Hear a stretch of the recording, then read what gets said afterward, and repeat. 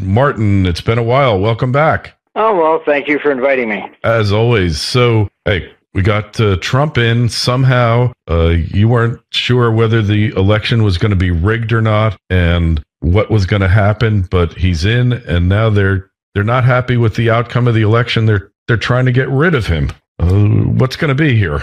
Well, you have, our computer was right that he would win. I thought that they were going to try and steal the vote as much as they could, but he did win more of a landslide in the Electoral College, and actually in the popular vote, minus California, which is really questionable because they really kind of stole the election for Hillary away from Bernie over there. But if you add up the rest of the country, basically he won everything else other than California. So it's been pretty hard in the sense that the left is really fighting tooth and nail at this stage in the game to prevent any kind of reform, and that's really what this is all about. This nonsense about Russia influencing the elections. It's interesting how they just keep the nonsense going. Let's assume, Putin go ahead, and he did, get all the DNC files and he released them. Okay. Nobody has come out and said that any of the information that came out from that, Podesta emails, etc., was altered or fake. All they're saying is, oh, it's not fair that he caught us and released all the info. But they're twisting it and making people think that he actually somehow changed the vote. And our computer is basically showing that Trump was going to win anyhow. And it was the same thing with Brit exit. It's, our computer there forecast that would work as well. And I came out and I warned that, okay, fine. If you get a significant majority beyond what they can manipulate, then it should go through. And they did. The Scottish election it was much closer. So they were basically, and they got caught on throwing all kinds of stuff out. But Brussels itself sent people over to count the Scottish votes, which really made sense, But we're really looking at a global issue. And that's most of the problem, because the U.S. press, I agree, it really is fake, and it's pretty bad. People don't realize how it actually functions.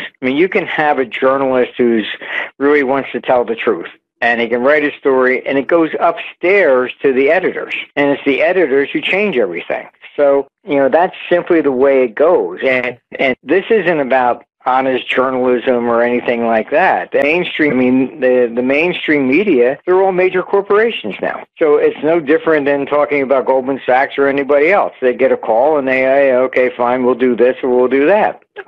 And it's all paybacks and okay, fine, we'll take care of you. And that's how everything is basically being manipulated. It's pretty pathetic, but the press in this country has followed the same path as Pravda did during the communist regime. What are you going to say? They preach the party line all the time, and that's pretty much it. But so this is really about a revolution, is what it is. And you're seeing it in Europe, you're seeing it everywhere. And it's effectively, from World War II, all governments do the same. They just spend whatever they need to. They constantly borrow. There's no intention of paying anything back. Standard of living keeps declining and declining. And so what happens is that, you even take Obamacare. The Supreme Court upheld it. Why? Because they looked at it and said, look, it's a tax, and the government has the right to tax. And it really is. That's all it is. And instead of covering the people who could not supposedly get insurance, Obamacare just simply passed this law and forced the youth to buy insurance. Otherwise, they're going to have to pay fines.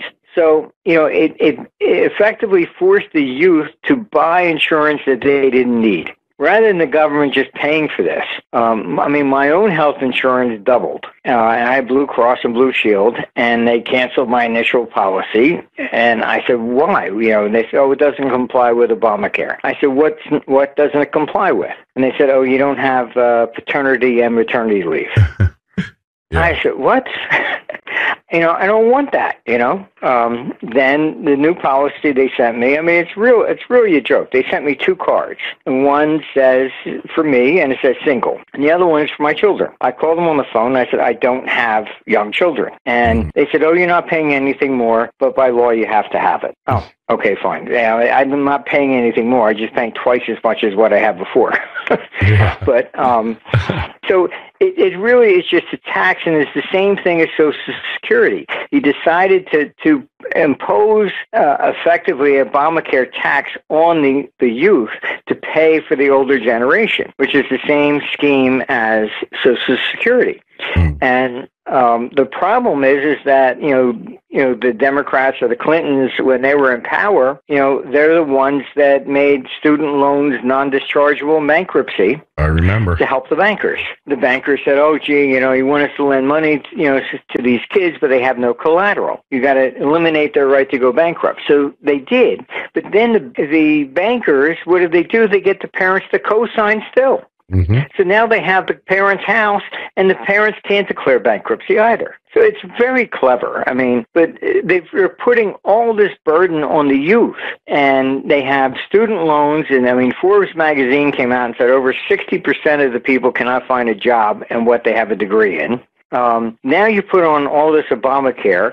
You're wondering why now the average age of kids still living with parents is into the 30s now. Scary. I was out of the house by the time I was 17, Same here. What are we doing to the youth? How are they going to get out of all this stuff? In Europe, you're seeing the same problem. The unemployment among the youth is 60%. This is dangerous stuff, because this is eventually bubbles up, and this is what revolution comes from. So it's, I don't know, they just, the press keeps, the poor people that can't get insurance. Look, I would absolutely take Obamacare, throw the whole thing out. Anybody that can't get insurance, they should be on Medicaid. Yeah. And I would order basically everybody else's insurance must be restored to what it was before. Get the burden away from the youth. This is the generation that's coming up, and they're saddled with more debt than any other generation in history. So I know, economically, it's brain dead, and you have these people that keep talking about wonderful ideas and protesting, and they don't understand what they're even protesting about. That's the problem, isn't it? They really don't know what they're protesting about. They don't. They call, Trump a racist. Why? Oh, because he got a Muslim ban. Well, Muslim's not race, okay? It's religion. I have Muslim people working in our company. What's the problem? We have Muslims that are from Switzerland and Ireland. They fly over here for meetings, no problem coming in. They're not from those 6 countries. That's all. But they twist it into making it's a racist ban or Muslim ban. It's not. It's just basically looking at the 6 countries where terrorism does come from. And it wasn't a permanent ban. It was just saying that they should be checked out more. Yeah. But everything is just really distorted dramatically, and that's the problem. We can't reach any kind of a commonality here, and I think this is part of what our computer's been forecasting, and the peak in government was 2015.75, which was October 1st. And you got the first rate hike in December. Everything's been downhill absolutely from there on. And every other political election, okay, fine, you didn't like Obama, or Carter, or vice versa, or Bush, or whatever. People didn't go out and start burning cars and protesting for months and months and months. You got on with your life. That was it. This one is just not going that way, and they're deliberately trying to prevent any kind of changes, and it's not going to work because, honestly, you get rid of Trump and you're just going to end up really in a bloody civil war. Yeah. And civil wars always come from class wars. That's how they all begin, going after, the Jews in Germany. It started out class war. Oh, it's the Jewish bankers. Then they moved to, it's the Jewish businessmen. Then eventually it goes, the hell with it, it's all of them. But it begins always as some sort of a class dispute. And And throughout history, it's always that way. Everything you look at, it's always a class issue, and it's rich against poor, and that's always been exploited. And that's where all the violence historically comes from. Revolutions in Russia, the same thing, China. So I don't know. We just seem to be in a situation where politicians are flirting with the most dangerous thing historically that anybody can do.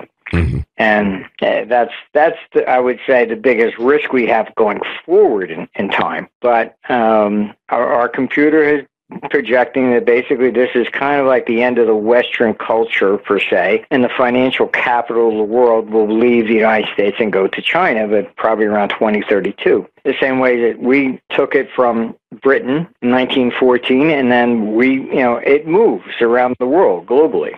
And it's never stayed in one place.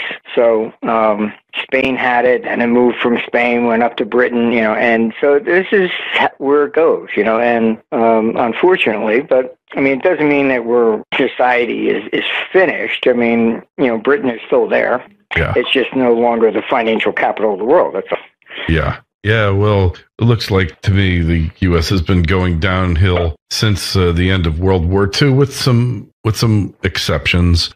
During the tech boom, during the internet boom, but really the corruption, there just seems to be no limit to the corruption. And what's going to take us out of this tailspin? What's going to happen? Is it a cycle? Usually, that just leads to revolution. That's effectively the end result. The corruption is way too high. And you can see, like the media is just part of the whole problem. You take Hillary, okay, and they say, it was, pay for play. And the press defended her. No.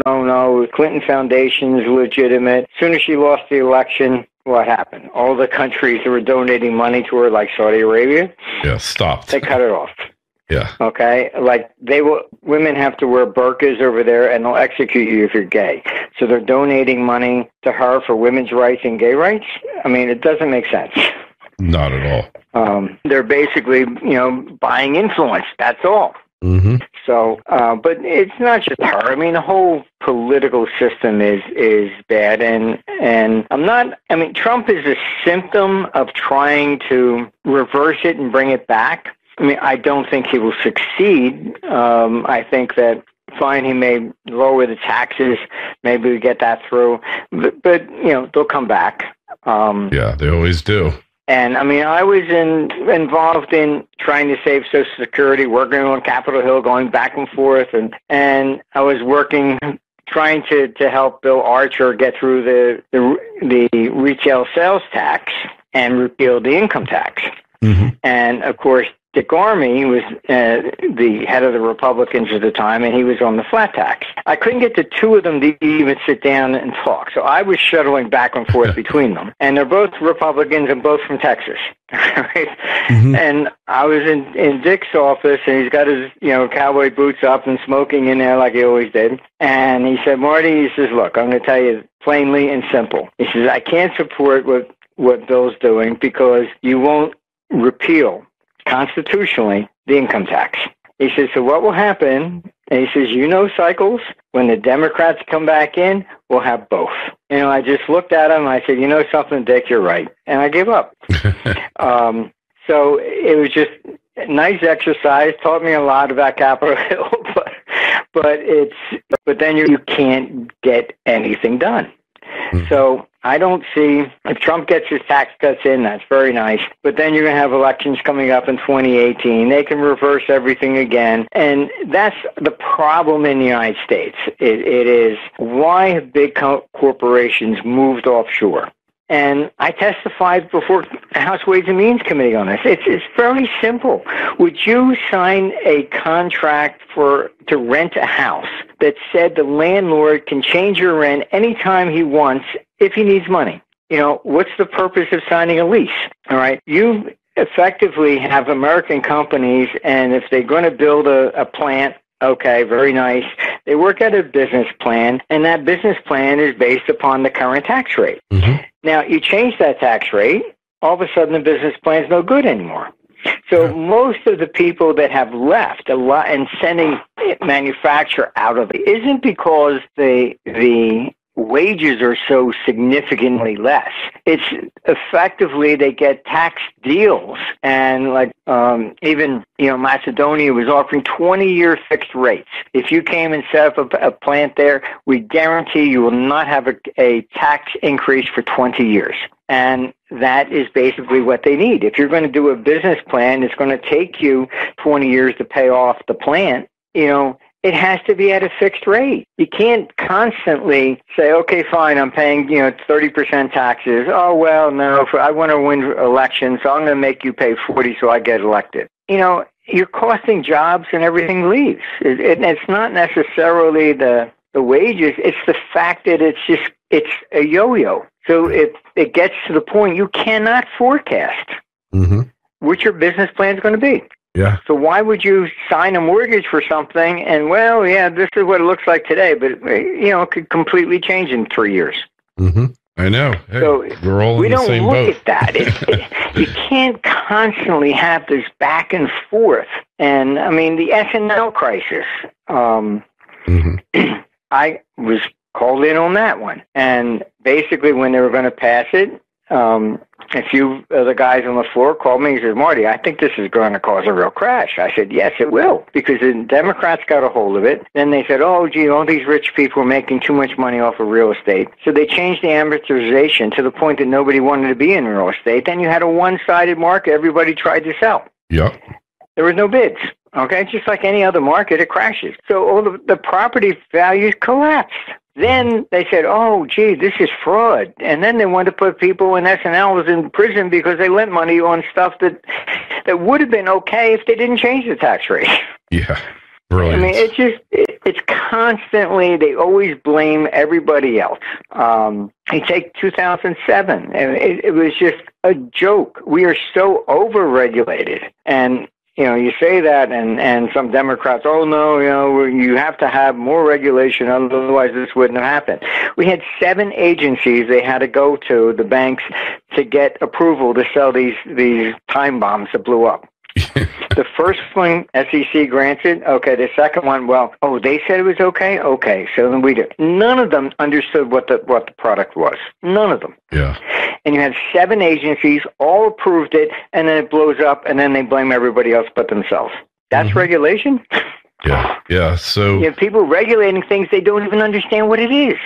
We know that. We've seen that over and over again, and it's definitely true today. So where's the stock market, precious metals, Bitcoin? Where are we headed at with all this, Marty? We're in the stock market is, it's basically consolidating a little bit, but effectively the stock market still looks like it's going to about probably double from here. The latest numbers are actually out from Eurostat, and the biggest problem in forecasting any of this stuff, why the majority tend to be wrong, is because they're always looking at it only from a domestic perspective. The Eurostats showed that 2016 was the first year there was net sellers of government bonds and throughout Europe. So the foreigners basically in 2015 had still bought 30 billion worth of euro bonds. 2016, that 30 billion plus turned into 192 billion sale. So this is the first time there's been a net capital outflow from Europe. And it's really been a disaster. But where did that money go? Even within Europe, the money that didn't come here, it went into equities. Sure. And you have to realize that it's when we get into these situations, the bulk of the money is going to go in the stock market, not gold, because the major institutions, that's basically where you're talking about big money. That's where it can go. And what it is that the evidence of that is also simply just look at the S&P and the PE ratio. You have a lot of these people saying, oh, the stock market's way overvalued, it's got to crash.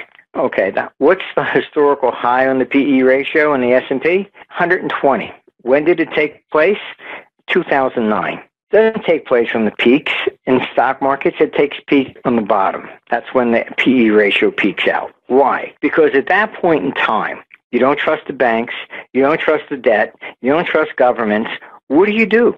They're looking not for return. They're just saying, okay, fine. If I buy the blue chips, at least I know I'll get most of my money back. So return. You're parking. Yeah, return. That's it. Return. So it's got nothing to do with they talk about PE ratios. That's nonsense. It's complete nonsense. As if you're looking from, oh, well, I'm going to get on a return. You get to some point in time, you just want to park money. I mean, that's where, the 10-year bonds went negative in Germany. Why? I can tell you, we had tons of European clients. It was all a bet against the euro. Because, okay, fine, if we buy the bonds and the euro breaks, we'll get Deutschmarks back. That's what the bet is. Yeah. So it's you have to understand at this point in time, if you don't trust anybody, what are you going to do? And we're talking about huge, the really big sums of money. And all this nonsense about, fiat and all that, that's very nice, but everything's fiat. And it always has been, and that's not necessarily going to change. But at some point, the currency system goes bust, and we then have to be readjusted. All right. That will be coming. Absolutely. But how does it happen? All right. These people keep talking, oh, the dollar is going to crash, whatever. If the dollar goes down, everybody will be happy. All right. You have the sovereign debt of the emerging markets is nearly half that of the United States. If the dollar goes down, they're fat and happy. If the only way to cause everything to actually collapse is the dollar has to go up. That's what it did going into 1985. What did you get out of it in 1985 when the pound fell to par? You got G5. That was the Plaza Accord. Okay, It's when the dollar goes up is when everybody is upset. The dollar went up into 1931. You had Europe defaulting, China defaulted. That's why Roosevelt confiscated the gold to devalue the dollar. Mm-hmm. If the dollar went down, they wouldn't have needed protectionism, and they wouldn't have confiscated gold. It's only when the dollar goes up. What is Trump trying to do? Trump wants a lower dollar. Why? Because then he'll be able to sell more goods. He's going to be defeated because the dollar goes up. Yeah. Not down. So, I'm not optimistic about Trump's ideas on foreign exchange either. And his view that, China is manipulating its currency, that's a joke. China is going after Bitcoin because Bitcoin was the number one way of getting money out of China.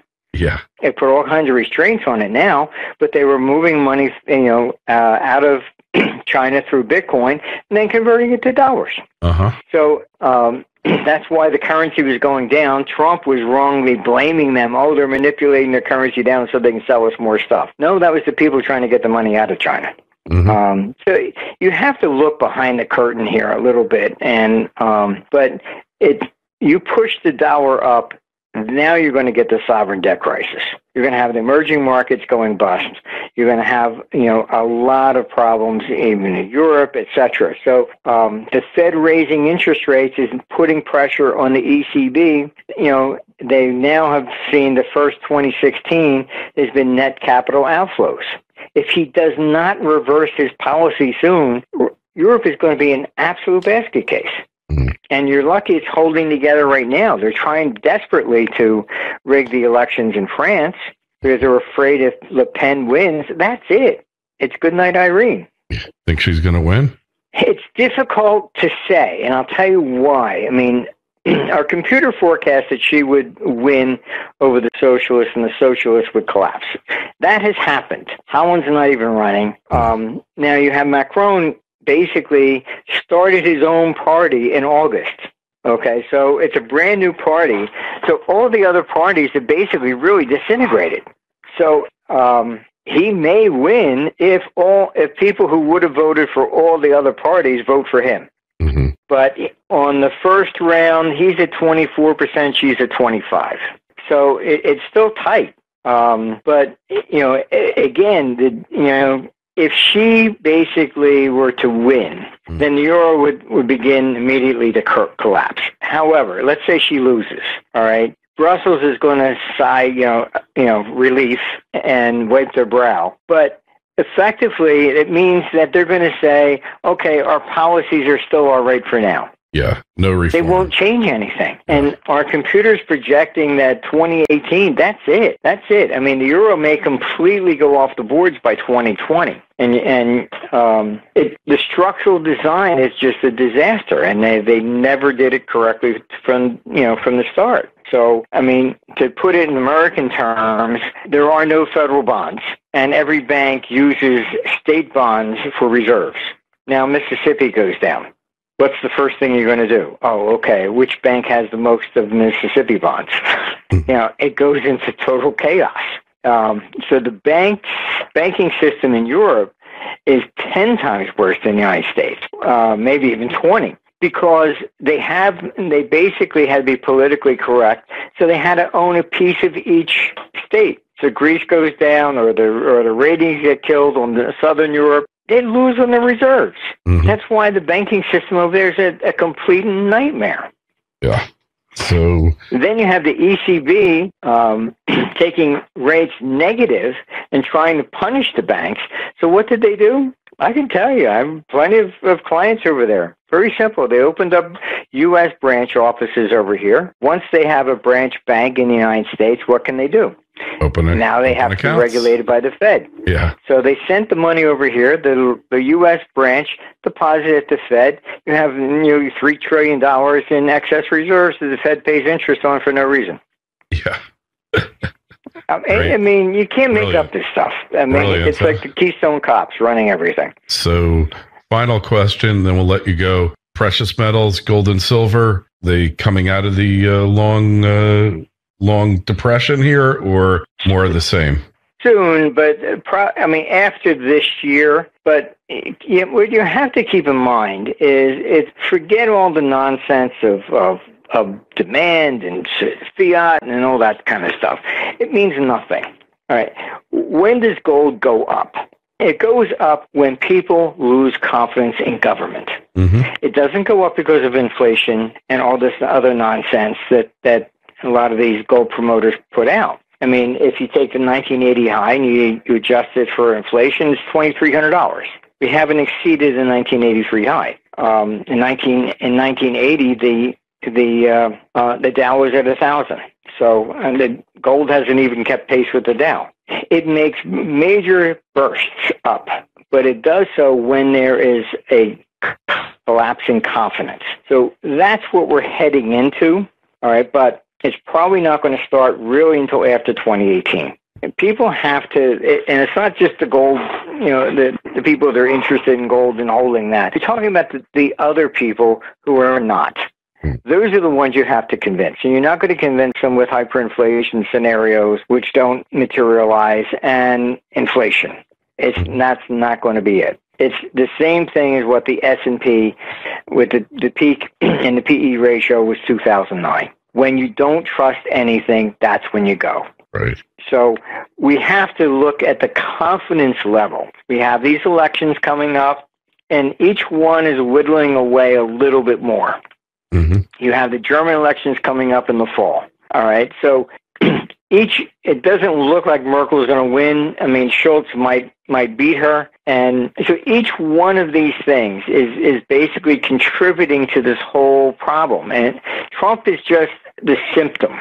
He is not the leader of the charge, and he happened to be at the right place at the right time. Yeah, but people are just fed up.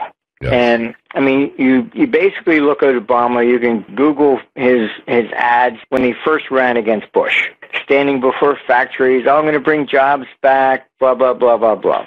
They still, Guantanamo Bay. Oh, that's illegal. NSA. Oh, what he's doing there. When he became president, jobs didn't come back. Guantanamo Bay is still there, and he gave more power to the NSA. Mm-hmm. Everything he said that Bush was doing unconstitutionally, he did in spades. So effectively, the people are looking at it and saying, wait a minute, if you disagreed with Bush because of those things, then you voted for Obama, then you saw he did the same thing. So who do you vote for now? Good question. If it's Republican or it's Democrat, you get the same thing. Mm-hmm. So Trump was interesting in the sense that he's really a third-party candidate because his own people within the Republican were against him. For sure. So it's more of a third-party movement. So it's fascinating from that perspective. But this is global. It's happening everywhere. So you're looking at in Germany. When I go over to Germany, you go to southern Germany and Bavaria, and they say, no, we're Bavarian first, German second. They still celebrate winning the war against the North. It's like it's you go to Britain, it's Scotland against against the English. Yeah. It's everywhere you go. Spain, I was there in Barcelona. They voted to separate from Spain. I think you're going to see Greece pull out of the euro. The people are just getting fed up. Yeah. It doesn't matter. They voted for the new party that swore they were going to take them out of the euro, and what they do? They put them more, they just borrowed more to keep it in. Yeah. There's no change. No change. That's for certain. Well, so just look for those things and understand it's a confidence game at this yeah. point. And when did the medals take off? It's when the majority of people begin to question what's going on. Yeah, which is going to happen. We're getting there, but it's still going to take a little bit more time. Agreed, Martin. Well, hey, thanks so much for